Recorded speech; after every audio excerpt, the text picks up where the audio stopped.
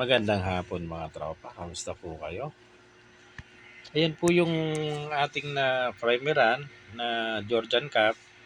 I-gold leaf ko na po. Na-sprayhan na natin ng gold powder yan. Ayan, nalagyan na rin natin ng lakban.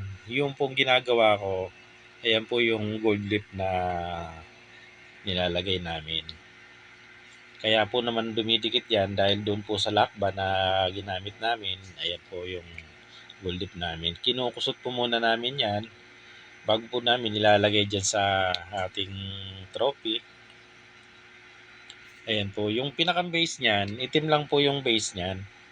Ayan po yung aking ginagawa. Nilalagyan ko po ng leaf, ng gold leaf yung ating pinakang trophy.